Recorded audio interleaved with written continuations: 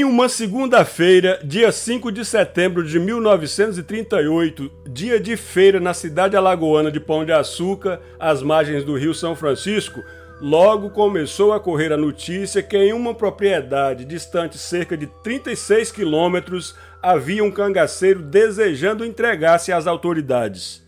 Prontamente, o tenente José Tenório Cavalcante, a maior autoridade policial presente, preparou um grupo de policiais para seguir ao encontro deste cangaceiro na propriedade Santo Antônio. Aparentemente, esse terreno era localizado próximo a uma área denominada Caboclo. Quando lá chegaram, os policiais encontraram um jovem com a tradicional roupa de cangaceiro, com cerca de 20 anos de idade, boa aparência, muito calmo, tranquilo, que trazia consigo um rifle Winchester e a cabeça decapitada de um homem de pele clara, igualmente jovem, bastante cabeludo e que havia sido morto horas antes. Ele se apresentou como sendo o cangaceiro Barreira e a cabeça era do cangaceiro Atividade, seu companheiro no grupo que tinha como chefe o cangaceiro alcunhado como Português. Comentou que seu nome era João Correia dos Santos, sendo filho de Manuel e Maria Correia e era natural da região, do lugar Furna. Logo, alguém sacou de uma máquina fotográfica e registrou o macabro salvo-conduto. Um cenário horrendo e tenebroso, e esta é sem dúvida uma das fotos mais marcantes do período do cangaço. Logo, o jovem cangaceiro e a cabeça de Atividade foram levadas para Pão de Açúcar, onde chamaram muita atenção da população local. Depois seguiram para a cidade de Santana do Ipanema, a cerca de 50 quilômetros de distância, onde um repórter do Jornal de Alagoas ouviu o cangaceiro Barreira. O Fora da Lei afirmou que há cerca de um ano fazia parte do bando de cangaceiros chefiado por Português, sendo inicialmente convidado a seguir pelas veredas do sertão de arma na mão, mas tendo recusado quanto pôde, até que foi ameaçado de morte pelo chefe se não fizesse parte do bando. Já sobre a ideia de entregar-se à polícia e usar a cabeça de Atividade como uma espécie de salvo-conduto junto às autoridades, provavelmente surgiu após Barreira ver algumas das muitas reproduções da famosa foto com as cabeças cortadas de Lampião, Maria Bonita e 9 outros integrantes do grupo e expostas um mês e uma semana antes na escadaria do prédio da prefeitura da cidade de Piranhas. Talvez tenha imaginado que se fizesse igual aos policiais poderia ser mais bem aceito por estes.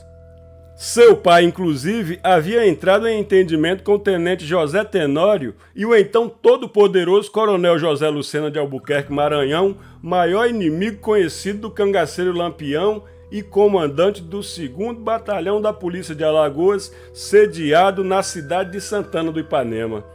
O coronel Lucena comentou ao velho Manuel Correia que seu filho não sofreria problemas, desde que auxiliasse as forças volantes no combate aos cangaceiros. Barreira, então, aguardou uma oportunidade de sair daquela vida de arma na mão de uma forma mais impactante.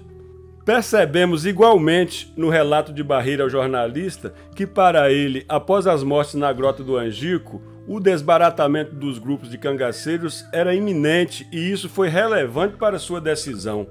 Além disso, o conhecido chefe Corisco teria fracassado terrivelmente, talvez em uma provável tentativa de rearticulação dos bandos, e estava bebendo muito. Quanto a Português, seu ex-chefe, Barreira o considerou covardíssimo, que fugia das lutas e apenas enviava seus cangaceiros em missões de extorsão e punição a fazendeiros da região que não lhes dava dinheiro. E foi numa dessas missões que Barreira colocou seu plano de sair do cangaço em funcionamento. Ele, Atividade e o irmão deste, alcunhado Velocidade, seguiram na madrugada do dia 5 de setembro para o povoado de Belo Horizonte, próximo à propriedade Santo Antônio.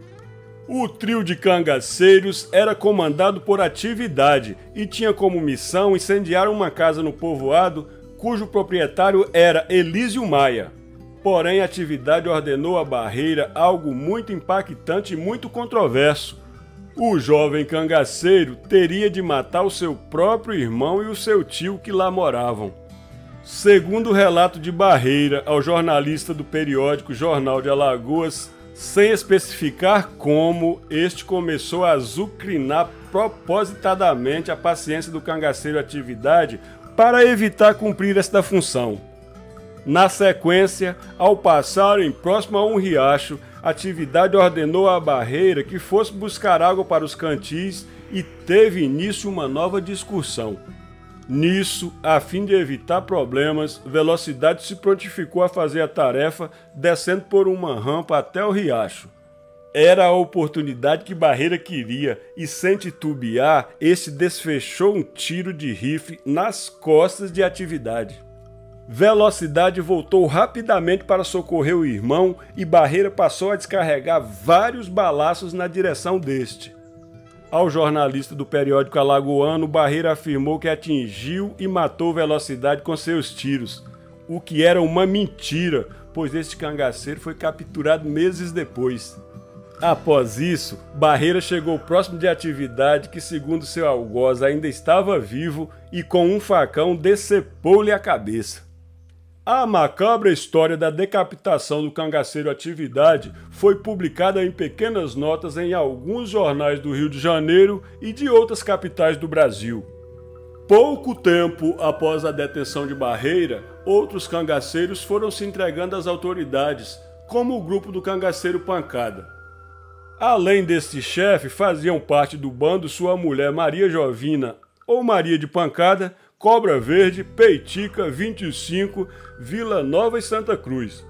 Todos foram levados para o quartel de Santana do Ipanema, onde Barreira se encontrava. Apesar do crime hediondo praticado por Barreira, que poderia ocasionar retaliação por parte de outros cangaceiros, nada aconteceu. Com certeza, os cangaceiros estavam mais preocupados com seus incertos destinos naquele momento. Sob as ordens do coronel Lucena, havia uma atmosfera positiva no quartel e uma relação entre os cangaceiros e seus antigos perseguidores que pode ser considerada como amistosa. Até porque os policiais precisavam da ajuda dos cangaceiros detidos para prender os que ainda se encontravam soltos, principalmente Curisco, o Diabo Louro. Em novembro, este grupo de cangaceiros esteve em Maceió, a capital alagoana. Ali foram alvos de extrema curiosidade pública, tomaram banho de mar, realizaram compras no comércio acompanhados dos soldados e pagaram regiamente o que adquiriram. Os antigos cangaceiros estavam felizes e muitos comentavam aos jornalistas que desejavam ser policiais e não queriam mais ser chamados pelos seus antigos nomes de guerra. Nesta ocasião, os membros do antigo grupo de Pancada, além de Barreira, tiveram oportunidade de narrar um pouco de suas vidas antes e durante o período como cangaceiros. João Correia dos Santos, o Barreira, então com apenas 20 anos de idade, era o mais novo dos bandidos. Em uma nova entrevista, não negou que matou o companheiro Atividade, não escondeu os motivos e nem que o decapitou, mas acrescentou que era sempre insultado por ele. Daí em diante, nessa entrevista, Barreira começou a mudar os relatos sobre a sua vida pregressa. Ele não vinha mais do lugar Furnas, mas havia sido vaqueiro do fazendeiro João Lessa da cidade de Propriá, quase 90 quilômetros de Pão de Açúcar. Já não havia entrado no grupo de português obrigado, mas por vingança. Informou que passou apenas 6 meses no cangaço e soltou a pérola que durante os combates tinha vontade de passar para o outro lado, mas tinha medo de ser assassinado. Finalizou que estava feliz, desejava ser policial e caçar seus antigos companheiros. Se assim desejava, aparentemente ficou só na vontade, pois tudo indica que a polícia alagoana dispensou seus serviços como caçador de cangaceiros. Além disso, se Barreira imaginava que conseguiria amenizar alguma condenação trazendo a cabeça do cangaceiro Atividade para os policiais, isso funcionou em parte, pois ele ficou atrás das grades por 4 anos e 6 meses. Em uma entrevista realizada em 2012, concedida ao jornalista Antônio Sapucaia, do jornal Gazeta de Alagoas, o funcionário público aposentado José Alves de Matos, o antigo cangaceiro 25, comentou que após passar mais de 4 anos na penitenciária do estado em Maceió, gozava de certo privilégio naquele ambiente, a ponto de tornar-se o chaveiro da prisão.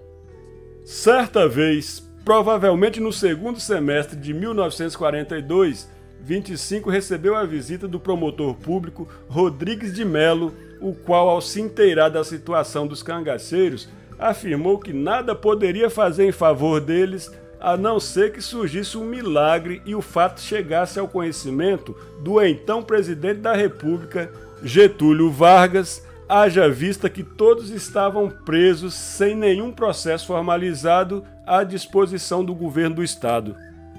Utilizando-se da confiança de que desfrutava, 25 recorreu ao engenheiro Ernesto Bueno, que estava preso por crime de homicídio contra um cidadão de Cururipe, pedindo-lhe que, em seu nome, escrevesse uma carta a Getúlio Vargas, expondo a situação vexatória em que se encontravam.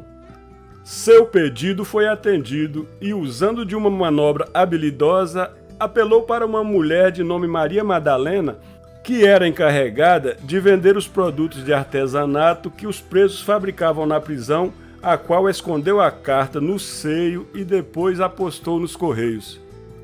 Segundo relata 25, o presidente Vargas, depois de manter contato com o interventor alagoano Ismar de Góes Monteiro e com o Dr. José Romão de Castro, diretor da penitenciária, baixou um ato e pediu-lhes que os colocassem em liberdade, conseguissem empregos para todos, objetivando evitar o retorno deles à vida nômade e violenta do sertão.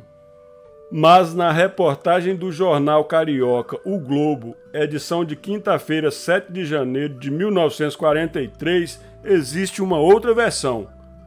Nela, o diretor da penitenciária, Dr. José Romão de Castro, informa que encaminhou para Alexandre Marcondes Machado Filho, então ministro da Justiça e dos Negócios Interiores, através do interventor Ismar de Góes Monteiro, uma exposição do aspecto jurídico e social da prisão, onde apresentou em linhas gerais o seu pensamento a respeito daqueles ex-cangaceiros que se mostravam extremamente trabalhadores, obedientes e alguns muito estudiosos.